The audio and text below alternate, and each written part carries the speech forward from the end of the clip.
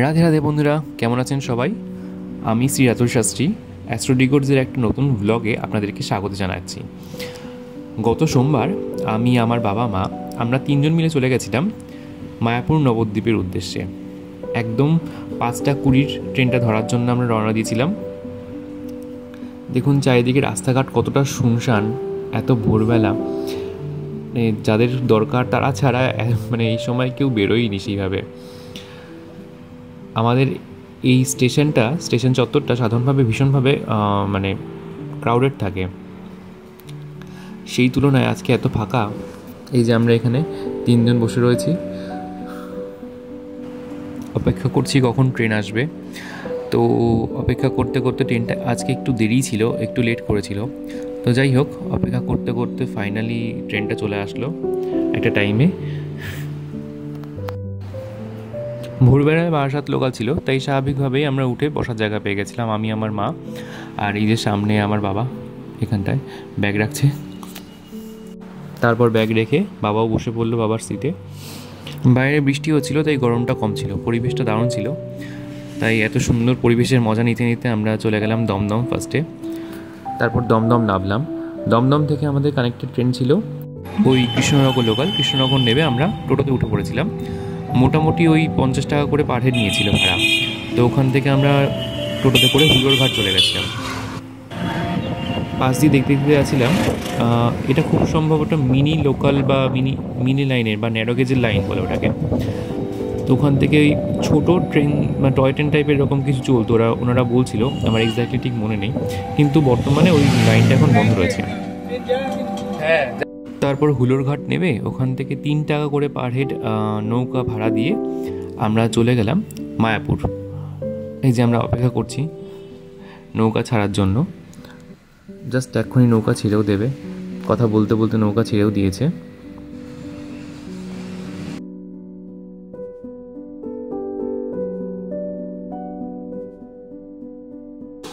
যেহেতু আমরা মনসুনে গেছি, এই সময় রোদ তো একদমই নেই, আকাশটা খুব সুন্দর ছিল, পরিবেশটা আপনারা দেখুন, জাস্ট অসাধারণ। প্রকৃতি কত সুন্দর, তাই না? কখন আমাদের এত রোদ দিয়ে এত ঝলমল করে রোদ দেয়, আবার কখনো এত সুন্দর মেঘলা আকাশ, জাস্ট মন ভরে যায়। আর নৌকার এই জার্নিটা তো আমার সেরা লাগে, কারণ স্বাভাবিকভাবে আমরা এখানে সেভাবে নৌকা চড়তে পারি না।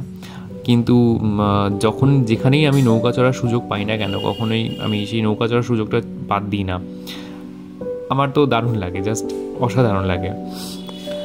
তো এইভাবে প্রকৃতি উপভোগ করতে করতে আমরা পৌঁছে গেলাম মায়াপুর।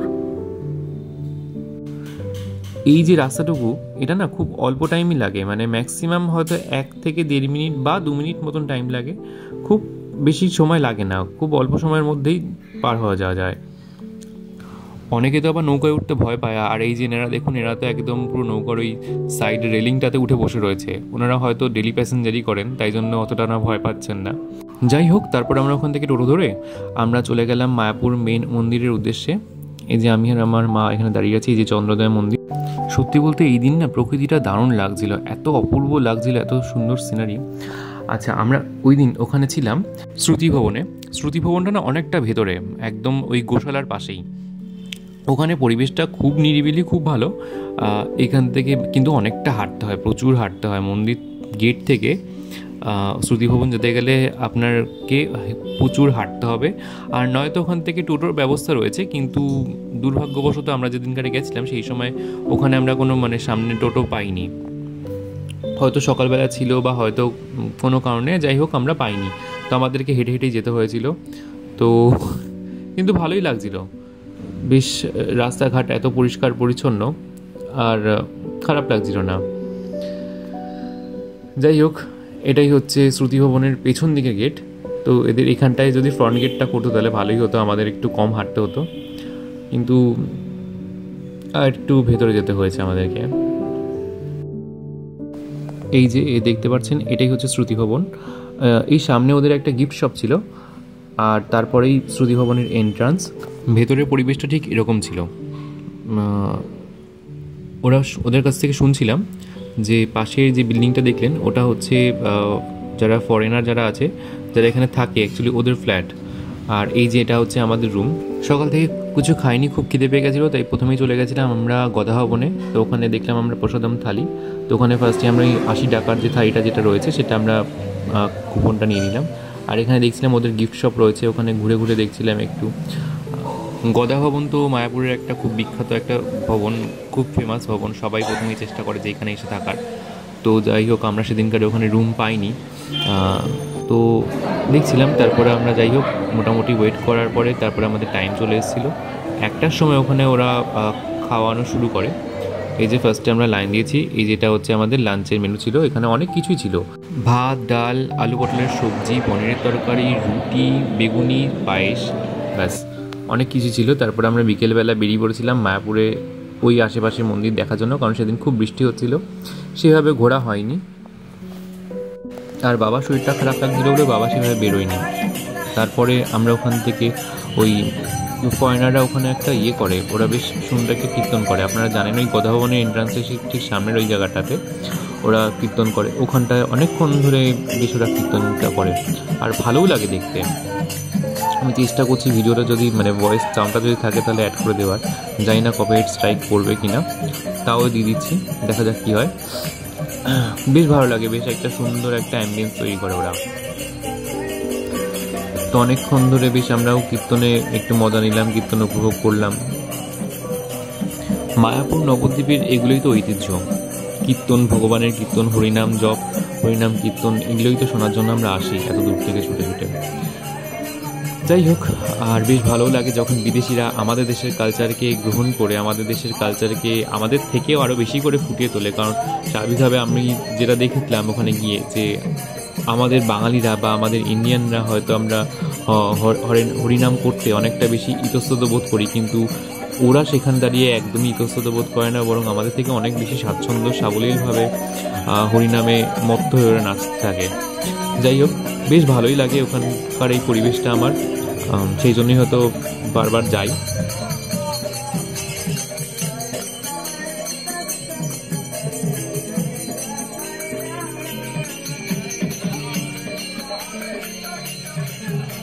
এরপর ওখান থেকে কিছুটা সামনে আসার পরে মায়াপুরে ঠিক মেন গেট থেকে ঢুকেই একটা ওখানে অখণ্ড কীর্তন চলে, অর্থাৎ এইখানে এই কীর্তন কিন্তু কখনো বন্ধ হয় না। তো এখানেও আমরা কিছুক্ষণ কীর্তন শুনছিলাম। এখানকার কীর্তনের ধরনটা একটু আলাদা, স্বাভাবিকভাবেই ফরেনারদের কীর্তনের ধরনটা আলাদা, আর আমাদের বাঙালি কালচারের কীর্তনের ধরনটা একটু আলাদা হবে, সেটা নর্মাল। তো কিন্তু এখানকার কীর্তনটাও খুব সুন্দর লাগে শুনতে, অনেকেই বসে শোনে, আমরাও দাঁড়িয়ে শুনছিলাম কিছুক্ষণ ওখানে দাঁড়িয়ে।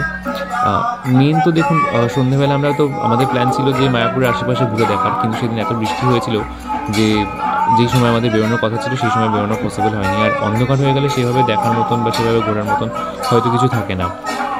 আমার পরিচিতরা সেটাই বলছিল যে অন্ধকার হয়ে গেলে একটু অসুবিধাই হয়, তো সেই জন্য আমরা সেদিনকারে বেরোইনি।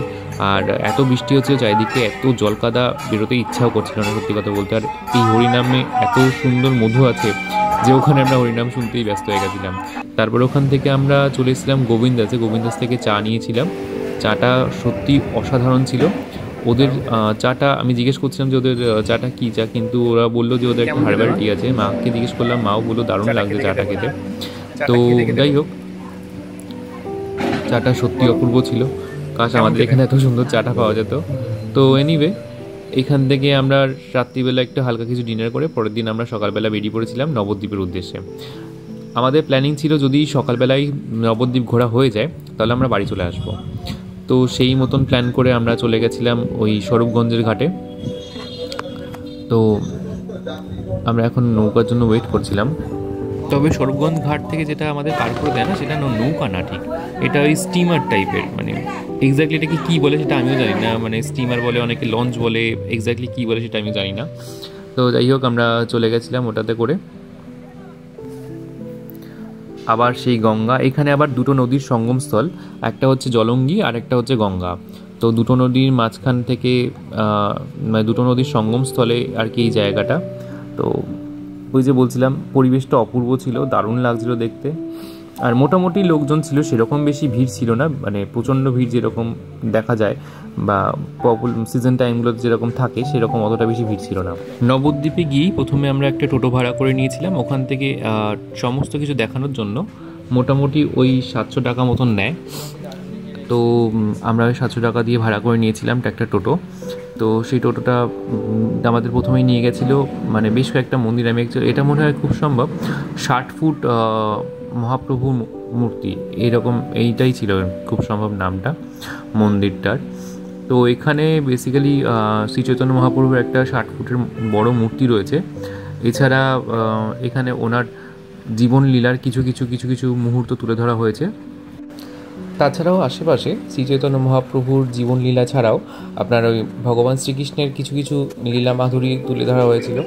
উনি ওনার সখাদের সঙ্গে বসে ভোজন করছেন এরকম কিছু দৃশ্য, উনি ওনার সখাদের সঙ্গে বসে পড়াশোনা করছেন সেরকম কিছু দৃশ্য, এরকম টুকটাক আর কি বেশ কিছু জিনিসপত্র তৈরি করা হয়েছিল ওখানে। অ্যাকচুয়ালি আমরা প্রথমেই চলে গেছিলাম প্রাচীন মায়াপুরে, কিন্তু সেদিন এত বৃষ্টি হচ্ছিল যে ফোন বের করে ভিডিও করার কোনো সুযোগ ছিলই না। তাও এইখানে আমরা যখন গেছিলাম তখন বৃষ্টিটা একটু ধরেছিল বলে তাও একটু টুকটাক ভিডিও করতে পেরেছি। এখানে 6 গোস্বামীর মূর্তি ধরে করা হয়েছে। তাছাড়া রাধাকৃষ্ণ আছেন তাদের অষ্টসখীদের সাথে, সেরকম কিছু মূর্তি। বেসিক্যালি এখানে শ্রী চৈতন্য মহাপ্রভু এবং ভগবান নারায়ণের বিভিন্ন রকম রূপ এবং অবতারের কিছু লীলা তৈরি করা হয়েছে।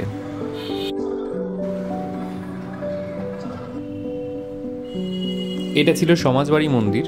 সত্যি কথা বলতে সেদিন আমরা অনেক কিছুই দেখেছি, কিন্তু ওই যে বললাম এত বৃষ্টি হচ্ছিল যে বৃষ্টির জন্য অনেক কিছুই ভিডিও তুলতে পারিনি। যেরকম প্রাচীন মায়াপুরে ভগবান শ্রী চৈতন্য মহাপ্রভুর যে জন্মধাম সেখানকার ভিডিও, তারপরে রাধারমণজি মন্দিরের ভিডিও, সেগুলো কিছুই তোলা হয়নি। আর এটা ছিল অপূর্ব একটা সুন্দর জায়গা, যেটা ছিল হচ্ছে জল মন্দির বা ওরা জলের মন্দির বলে। ওখানে হরিণদের আপনি খাওয়াতে পারবেন পাউরুটি, তাছাড়া কিছু ফল, এরকম টুকরো টাকরা জিনিসপত্র আপনারা ওখানে খাওয়াতে পারবেন। তো আমি আর আমার মা ওখানে আমরা খাওয়াচ্ছিলাম। ওই পাশে গুলোতে দাও, খেলে সরিয়ে দিচ্ছে দেখো।